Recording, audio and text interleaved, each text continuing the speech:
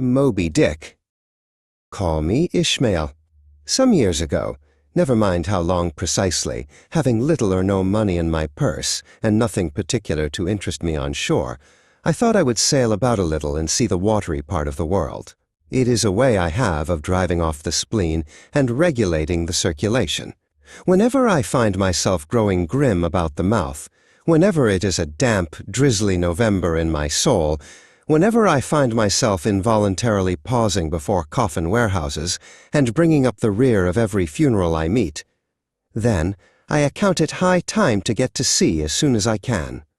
This is my substitute for pistol and ball. My journey began in the crowded, salt-scoured port of New Bedford, where I took a room at the Spouter Inn. It was there, in the flickering lamplight, that I met a man who would become my steadfast friend. They called him a savage, a cannibal from the distant island of Queequeg, but his name was Queequeg. His face was a startling patchwork of strange, swirling tattoos, and his silence was as profound as the deep sea. At first I was terrified of him, but his calm demeanor and a quiet, innate dignity soon won me over. We shared a room and soon a bond, becoming a cozy, loving pair, an unlikely brotherhood forged against the world's prejudices. Together, Queequeg and I journeyed to the island of Nantucket, the great, sandy hub of the American whaling industry. It was a place built on whale oil and whalebone. There, we signed aboard a whaling ship called the Pequod. She was a seasoned old vessel, a relic of countless voyages, her timbers stained dark by salt and sun, and her decks bore the deep scars of harpoon lines and struggling leviathans. She was grimly adorned with the bones and teeth of whales, a ghostly, predatory ship captained by a man we had yet to meet, a man whose name was already a dark whisper on the docks.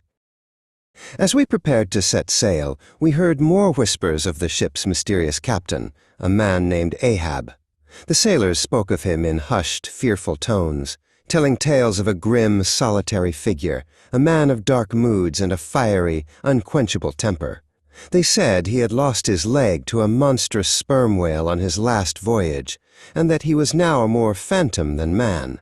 A deep sense of foreboding hung over the ship, a feeling that we were embarking on more than just a simple whaling expedition. We were casting off into the heart of some dark and unknown obsession. Then, one day, with the ship well out to sea, Captain Ahab finally appeared on the quarterdeck. He was a striking, imposing figure, tall and broad, with a livid white scar that ran down his face like a lightning strike. His leg, carved from the polished jawbone of a sperm whale, clicked ominously on the deck. He stood for a long moment, his dark, brooding eyes scanning the faces of his crew, seeming to pierce into our very souls. Then, without a word, he gathered us together and, with a hammer, nailed a shining Spanish gold coin to the mainmast, its gleam a stark contrast to the weathered wood. "Whosoever of ye raises me a white-headed whale with a wrinkled brow and a crooked jaw," he roared, his voice like the crack of thunder over a stormy sea, "he shall have this gold ounce, my boys." The crew stared, mesmerized by the glint of the gold and the sheer magnetic force of their captain's will. Ahab described the whale in obsessive, feverish detail, a creature of mythic proportions and demonic intelligence. The promise of the reward and the raw power of Ahab's personality began to ignite a similar fire in the hearts of the crew, turning them from merchants into hunters of a single, specific foe. "It was Moby Dick that took my leg," Ahab bellowed, his voice filled with a terrible, all-consuming rage that seemed to shake the very timbers of the ship. "I'll chase him round Good Hope, and round the Horn, and round the Norway Maelstrom, and round perdition's flames before I give him up. This is what ye have shipped for, men.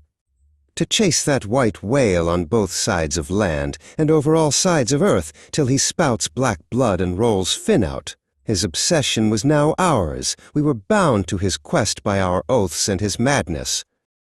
And so, our true and terrible hunt began. The Pequod became a vessel possessed, sailing not for profit or home, but for a singular, mad revenge.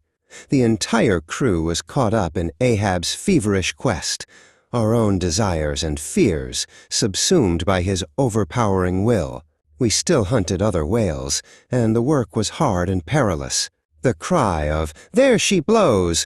would send us into a frenzy of activity, lowering the boats and giving chase in a brutal, bloody business that stained the sea red, but these were mere distractions from the one true prize. We met other ships at sea, and in the time-honored tradition of the gam, their captains would come aboard to share news, letters, and stories.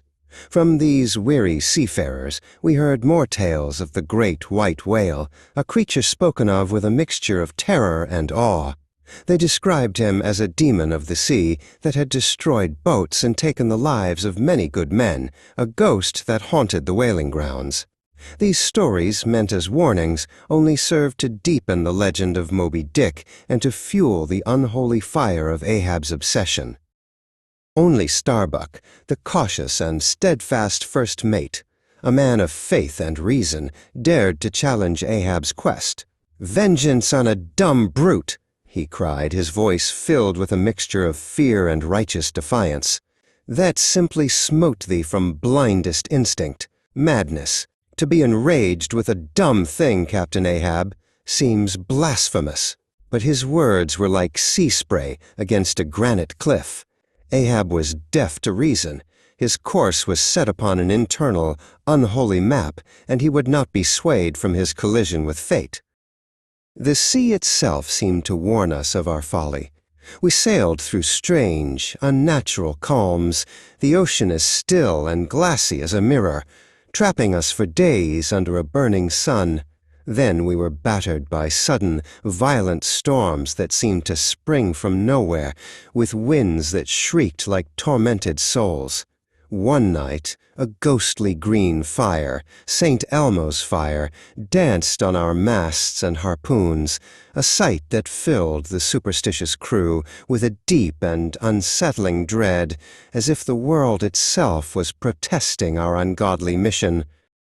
Through it all, Ahab remained steadfast, his gaze fixed on the horizon or on the gold doubloon he had nailed to the mast.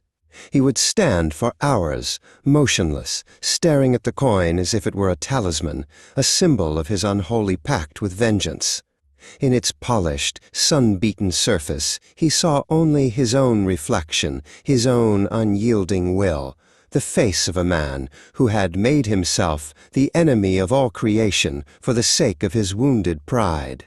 The coin became the world, and he its angry god. We met the Rachel, a ship from our home port of Nantucket, now a vessel in mourning. Her captain told us a heartbreaking story. His own son, a boy of 12, had been in a boat that was taken by Moby Dick just the day before. He begged Ahab to help him search for the lost boat and the boy, a plea from one father to another. But Ahab, his face a mask of cold, inhuman resolve, refused. His own quest had consumed him so completely that he had lost all sense of compassion, all sense of human decency, casting off the last anchor of his soul. Then, one day, after long, weary weeks of searching, the cry came from the masthead, sharp and clear as a seabird's call. "There she blows! There she blows!" A hump like a snow hill. "It is Moby Dick!" A jolt of electricity shot through the ship, a current of fear and exhilaration. The moment we had all been waiting for, the moment we had all been dreading, had finally arrived. The air crackled with a tense, feverish excitement as every man rushed to his post, the long hunt now narrowed to a single point on the vast ocean. The boats were lowered, and the final, fatal chase began. The sea was a frenzy of motion as we rowed with all our might, the great white whale just ahead of us. His massive, scarred form cut through the waves, his wrinkled brow and crooked jaw just as Ahab had described. He was a creature of terrifying beauty and immense, ancient power, a true king of the sea, and we were but small, fragile insects daring to challenge his reign.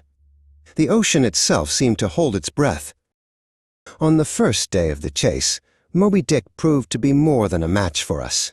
He seemed to be toying with our boats, his movements filled with an intelligent, malicious cunning. He turned on Ahab's own boat, and with a single, contemptuous flick of his mighty tail, he splintered it to pieces. We were forced to retreat, pulling our half-drowned captain from the sea, his rage now burning hotter than ever, even as the reality of the whale's power began to sink in. The next day, we attacked again, our numbers diminished, but our captain's resolve unbroken, now hardened into a diamond-like fury. But again, the whale was too cunning and too powerful. He moved with a terrifying prescience, tangling our harpoon lines, capsizing another boat, and dragging its helpless crew to their doom in the dark, silent depths of the ocean. The sea was stained with the blood of our comrades, and the air was filled with the sounds of our defeat and the whale's triumphant spouting. On the third day, Ahab, in a final, desperate act of defiance, seized the harpoon himself.